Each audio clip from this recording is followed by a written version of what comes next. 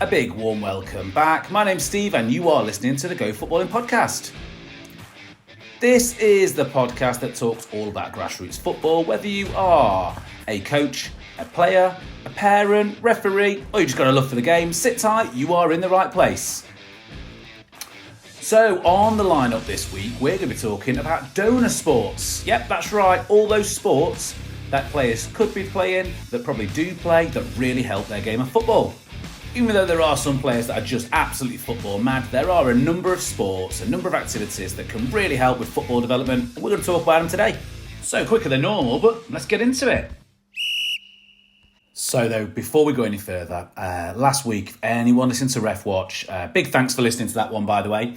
That was a nice one for me to do. I know it was some conflicting information in there, or maybe some conflicting ideas, especially because I'm also a referee too. So big thanks for that. However, really, guys, I should have really done that this week. So I refereed a game at the weekend, and I was appointed late to it. So there's a couple of games that were called off, just not enough players. This time of year sort of happens in quite a few leagues. Yeah, so the under-17s, under-18s games that I'd got booked in, all been cancelled, been asked if I could go and do an under-15s game. So I was like, yeah, of course I can, it's no problem. Didn't really know much about it. Looked at the two teams on there. Didn't think much of it. You know, when you get that FA notification that comes through, didn't really think much of it. So turned up to the game, shakes hands with the first coach, goes over to him, shakes his hand. Introduce myself. Hi, I'm Steve. I'm going to be refereeing today. I'll come over and speak to your teams in a moment. I'll get your captains in the middle. We'll toss to see who's going to get the kick or switch ends. All the normal stuff that you hope that a referee turns up and says. His response was, so this one's going to be a bit frosty one because both teams are from the same club. It's like, okay, that's all right. I bet they know all each other and move between teams or something like. Nope, absolute grudge match. They beat us 8-2. When we played on the 3G pitch. So it's like, that's fine. Listen, no worries. I'll come over, game expectations, set everything out as normal. Went over to the other coach, exactly the same. Hi, my name's Steve. I'm here to referee for you today. All the rest of the stuff, that goes in with it that you'd expect a referee to say. We'll do the toss nice and early. You'll be able to get your team in to have a little team chat before we get started. I'll talk to your captains. I'll come and speak to your team, some game expectations. Again, same response as well, which was just, this one's going to be a bit frosty. Like, we beat them 8-2 last time as well, and we're the better team. So they may be a bit rough with us. I was thinking, oh, no. And, I won't say which area I was in, but, the area that I was in was not the nicest. I mean, there was... The respect rope was, the posts were in the floor as well, but there weren't a rope up, and there was quite a few people watching because everyone was local. So it was like a double home game, so kind of like double the amount of people watching. Especially because sometimes you go to those away games and smaller section of away parents or onlookers watching. So, so interesting game. It was interesting, but setting those game expectations nice and early, like I said in the last episode, really sets the teams up nicely. It was very close to one sin bin, 2 yellow cards. I can't believe the first yellow card didn't think it was as well. Absolutely through the back. Up in the air, all over the place as well, straight over, yellow card. But I'm the nice guy. Did that go through at the end? I've still got a few days if I want to put it through or not. Let me know. Look, if you want to get in touch, that would be great too. Get us on gofootballpod@gmail.com. Email in. Let's listen to what you want me to start either talk about or a few subjects. Let's get into today's then, which is all about donor sports. So if you're listening to this and you're thinking, what is a donor sport? So that's when you get a player that is able to play another sport, probably quite well, or play another sport to improve another one. So they're not really interested in that sport as much. They might enjoy it, might still like it, but instead of that being their main focus, they are doing that sport to get better at something else. I suppose it's a little bit like at school, where you do sort of, PE or something like that. But then, science and biology, they kind of help each other because you've got your anatomy and physiology in both sections as well. So, you might not enjoy the biology side of it. You might enjoy just the PE side of it. But at the same time, you learn about it. Another example of that is, you might be doing food tech or cooking, something along those lines at school or, for GCSEs. Because you want that nutrition advice to feed into your PE or feed into your sports as well. So it's kind of one thing helps the other. That's what a donor sport is. I think one of the most obvious ones that people are using at the minute, which is really close to football, and that, we'll go through a number of different sports, but it's probably futsal. Because I think that what you get with that is that obviously the balls are heavier as well, 30% difference in weight, I believe. So but it helps really with quick decision making. You're in small spaces, technical ability really has to increase. Close ball control is also another key skill that you also need for it. I mean, Ronaldinho, Cristiano Ronaldo, both grew up playing with futsal, and it really helped improve things like their footwork and their dribbling, and probably a little bit of flair too. If you ever flick on FIFA now as well, you can also get the 3v3 or the 4v4 or the 5v5. You can get those kind of games in there, which I think are much faster and much more enjoyable sometimes to watch than an 11-a-side game. I mean, donor sports, they're not a new thing. They've been around all the time. Now, there is... there's one tennis player, I can't remember, I think it might be Djokovic as well, who, one of his sports that he also does a lot is a lot of skiing. And obviously, when you think about like something like tennis and you see people going from side to side, and then you think, what are skiers doing as well? They're going side to side as they're going down. Think about their muscle groups and... the muscle memory that they're gaining from kind of those kind of sports, they fit in really, really well. I look at a brilliant tennis player as well. I'm sure he would be just as good without doing it, but it just gives you the idea that sometimes donor sports are really, really good ideas. And if you've got young players that you're looking after, whether you are a coach, a parent, or even if if you're a player too, maybe be looking at some different sports. One game that I play a lot, especially with the under-14 girls, when they turn up for a bit of an arrival activity, the main other sport or donor sport that I give them to play is actually handball.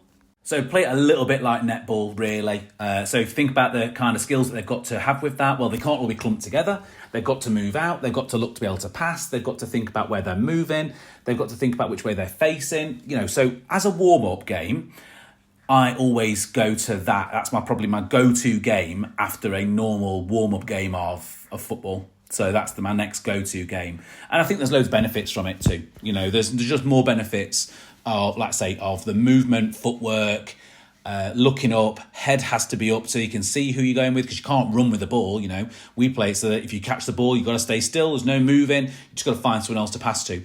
It encourages small, long, medium, wide. It encourages movement in all different directions. I think it's great, and I would say that if you ever get the chance to just do that, it's really interesting as a coach to sometimes just go and play. Here's the rules, go and play. And then you can see the players that are moving more or moving less, or you see them moving more in these games, but you don't see them moving as much in football, which is why the donor sport kind of comes in there, and that's why it's really important to play other sports too. I mean, sometimes some sports, they pick you. You don't pick them. You look at someone like a swimmer like Michael Phelps or someone like that. He's got hands that are bigger than a shovel. He's got feet that are like a dolphin's flipper as well. No wonder he's winning gold medals all the time. But I believe that he also does a lot of other donor sports too. I believe that he's a boxer and he does a lot of boxing skills too. And obviously there's a lot of other things that go into what they do in their sport. So you just think about something like boxing too. Boxing, hand movement, repetitive movements that they would do like a swimmer would have to do. Probably a really good donor sport there too. And this is one for goalkeepers. I've always found this with goalkeepers. And I think this is a sport that I think most kids can kind of play. And I think that some already do. They probably play it in school as well. Definitely think that badminton for goalkeepers is a really good donor sport. So if you think about the space that they've got, about the size of a goal, roughly. I don't know how big a badminton court is. I do play badminton as well, but I've never really measured it out. I just play with the lines, just smash everything down, right? But yeah, it's about the same kind of size. Now you think about where that shuttle's going, it's going up in the air. And footwork, so you think about your footwork of how you're moving around before you actually can strike it. You're judging things coming out of the air. Again, really, really good, important skills that a goalkeeper would possibly need to have. The shuttle's going to be going from side to side, so really quick hand reflexes if we're going from one side to another. Again, kind of skills that a football goalkeeper would want, and I think that also the shuttle getting smashed down quite a lot is also, again, change of footwork, change of shape. I've been able to dig down and pull that back up and judging speed and things like that. Look, obviously a football's going to go faster than a shuttle, but, I've seen some people hit a shuttle and it's pretty quick. I think that anyone that can kind of play those kind of sports, really enhancing their hand-to-eye coordination, Really increasing things like their footwork and their footwork ability, is great. I would definitely say for goalkeepers, badminton is a great donor sport. We've also got to think with something like badminton too, especially for goalkeepers, coordination, balancing. There's also jumping in there, aerial abilities that you'd need to have in there, endurance and stamina, size and space that they're already in. Everything sort of like benefits them and points them towards that being a good sport. Before listening to this, you may have never considered those as reaction things to do. But you're also thinking, if someone's moving past you, you're thinking about space and awareness for how far your racket is going out before you're able to play it backwards or forwards and all those kind of things too. So yeah, absolutely, I think so. Hand-to-eye coordination, explosive movement, decision making under pressure, because you never know whether it's going to go long. Just think even your footwork of going back when someone's played front of court and they play back of court and you're backwards and forwards. I think that they are all really good things. And flexibility, reflexes, really, really good. So I'm going to give that for goalkeepers. I'm going to give that a solid 9 out of 10, I think. Already mentioned as well, handball for goalkeepers. Absolutely. It's kind of their game, isn't it? Catch, look, pass, move, those kind of things. But just think also like volleyball would be great. Basketball, again, goalkeepers, using your hands, foot movement, moving around, smaller spaces than normal other sports, like, you would find with maybe rugby or something along those lines, or, those kind of things as well. But also just think it's footwork, it's aerial ability to jump and catch the ball high up in the air with other people also challenging you. So again, good sports to be able to practice, and because you're using your arms so much, you're using your hands so much, the ball's in your hand a lot, then, you're also getting used to passing it out, looking for movement, thinking about where you can go with the ball. Obviously, you got to bounce it. So I'm not saying like all of a sudden goalkeepers should start bouncing the ball across the box or anything like that. But yeah, great for, let's say, reflexes, positioning, aerial ability, and also distribution too, because, you could still have in basketball, still have javelin passes, still have chest passes, still have bounce passes, only thing we're not really doing is just rolling it out, which is probably come into 10-pin bowling, but I would say that 10-pin bowling for a goalkeeper, I'd put that at maybe a 1 out of 10. But loads of fun. Again, though, something like basketball for defenders, again, pretty good. I mean, just take the hands bit out of there too, but, just think about your defensive awareness of where you need to be as well, as far as defending areas and defending spaces, aerial duels as well, still going up for the ball, although you're using your hands to get there rather than your head, you're still getting used to jumping at the side of people, and it's a good donor sport to be able to have for them too. I think one sport that always comes up really high on donor sports is actually Gaelic football. So, the aerial duels, the stamina, the tackling, the physicality of it, especially for defenders, midfielders, I think that they are, it always seems to pop up as one of the best ones. And I think there's probably a few Irish players, really well-known ones. I think maybe even Roy Keane probably used to play that too. Shay Given was a definite. He definitely played it, and I think he was definitely influenced by it anyway from what I've read about him before. But you can kind of see where the switch kind of came from. I mean, players probably played different. I don't know too much about Gaelic football, in all honesty, but it looks like it's always a great sport. I suppose it's because it's the stamina, kicking ability, aerial duels that are in there. It's physical, like I said, it's all those different things that you probably want from another sport that's not yours. And some of the comments that always come in and always seem to be popping up on social media on a lot of sites, especially a lot of coaching sites and grassroots sites, is always my team aren't that physical, or I would like my team to get more physical. These are kind of sports that would do that. I suppose also that's probably why so many coaches probably play Bulldog as a warm-up too. I think most of the ones that kids can get into, though, and they do kind of go for as another sport or activity, probably athletics, because, with school, but I mean, you've got some really, really good examples as well. I mean, Kyle Walker, he excelled in sprinting. Look at his pace. You can kind of tell that one has helped the other. Obviously more money in football, no wonder he stayed in there. But Gareth Bale, exactly the same, also excelled at in track and field. Enhances speed, agility, endurance, explosive power, all of those different skills that you would maybe want to have from someone who's out wide. And I think when you can play one sport, you can kind of play more than one. Look at how many footballers and how many just sports people in general switch sport from one to another. You look at Peter Cech, goalkeeper, amazing goalkeeper, great. Some of the saves that he made, really, really brave. But I think that he also had a stint at learning to play rugby. I think that was one of the sports. And I believe now, I'd need to go and double check, but I think he's a goalminder in ice hockey I think he plays for Belfast. I'm not sure. I used to be into ice hockey quite a lot. Supported Sheffield Steelers for a long time, but haven't been to a game for years and years and years. But I'm pretty certain that he is the goalminder since he stopped playing football moved into ice hockey. I think a couple of things that you get from sports and using different sports to make you better as a footballer is definitely things like hand-to-eye coordination, field vision, reflexes, reading a game. You can tell if you're good at one sport, you're generally good at another. And there's a lot that are very similar. There's a lot that don't seem similar that actually have really good traits for each other. Like we were just saying before, just regarding, I think badminton's great for goalkeepers. You look at a lot of what other people have done before previously. And I think that in the UK, it's probably a UK thing, this one though, more than any other nation, but there seems to be an awful lot of footballers that were very good at cricket. And that's probably because in the summer, when football stopped and the season ended, that's when the cricket season started. So they just moved from one sport to another.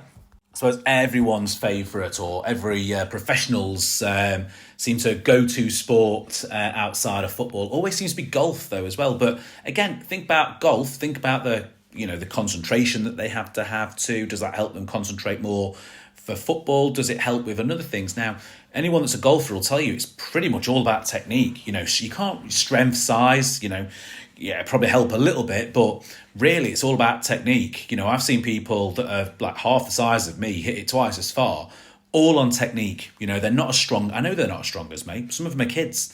They're just not as strong. They're not as tall. They're not as big. They can just absolutely, just purely on technique. And a lot of the time we're training people to have really good technique again. So maybe just the mental side of some sports are also really good. Swimming, another good sport as well, another great donor sport. Just think about the cardiovascular side of that. I mean, swimming is slightly different, and aqua cardio is very different because you're actually exercising normally when you're not breathing. You're also doing that too, especially if you're face down and you're doing like a crawl. Maybe you take 4 to 6 strokes before you get any air in too. So it's a different type of cardio, but track and field, really, really good. You think about some other sports that are also good. Things like boxing, really, really good for things like forwards, goalkeepers too. Again, footwork probably makes you a little bit more aggressive on the ball. Not that I'm saying that we need to have a load of aggressive people, but you actually want to have some ball winners. You want people to be fairly physical too. Yeah, so I suppose we're getting towards the end of the 20 minutes that I tried to keep it to. So, I won't keep on going on about too many donor sports. But I think there's a lot of good sports out there. Definitely, I'm hoping that a couple of you go and book a badminton court now and see how that works as well. Maybe a basketball court or, as it's getting lighter outside, maybe go and have a turn in cricket, see how that is too. But, there's a lot of other sports that are really good for other people. I mean, look at Ben Foster, his channel as well. Not that I'm giving him a plug or anything. He doesn't need me to give him a plug. But, cycling goalkeeper, obviously cycling. Actually got a really interesting story about Ben Foster. Actually kind of met him at a Grassroots game whilst his kids were playing. I might have told the story before, actually. But, yeah, I'll do that another time. If someone emails in and says, tell me the story, then I'll do a quick special just for telling you the story of that one. But, yeah, look. A lot of people play a lot of different sports. I think it's really good for children, sports people to play a number of different sports because you can get so much out of it that actually comes back to benefiting you in football. Like I said, sometimes you play one sport, you can play another. A lot of people always think that it has to be a sport that's very similar. So, like the snooker pool or, something like cricket and baseball. I mean, I think Michael Jordan, he was an NBA player. I think he switched to baseball too. But, again, hand-to-eye coordination, speed of ball coming in as well, foot movement, concentration, waiting for something to happen, all those kind of things probably all helped him. So, I mean, if you're not going to book in, a baseball pitch, because I don't think we've got any in the UK or very, very few. If there is one, then let me know and I'll give it a shout out on one of the next podcasts. But a couple of professional footballers have definitely gone into competitive golf as well. Gareth Bale, competitive golfer as well. I think Shevchenko, played at AC Milan and Chelsea. Also, I think he pursued a career as a professional golfer after football too. So, a lot of sports that can transfer from one to another. Don't always have to seem similar. But yeah, definitely give each other a good benefit. So look, I would say definitely get into some donor sports. If you want to, then just email in and tell me what sport you think helps you at football or helps your child at football, or if you're a coach, your team at football too. Just email in to me. It's gofootballpod@gmail.com, and I'll give a couple of shout outs on the next episode. So there we go, just over 20 minutes of me talking about donor sports. Hope you've enjoyed it. A big thanks to everyone that's been listening to the show, especially those day one listeners that I like, that have been listening all the way through. I really appreciate it. And listen, I'll be back next week. I've got some interesting ones coming up for you as well, so stay tuned for those and hear from you next week.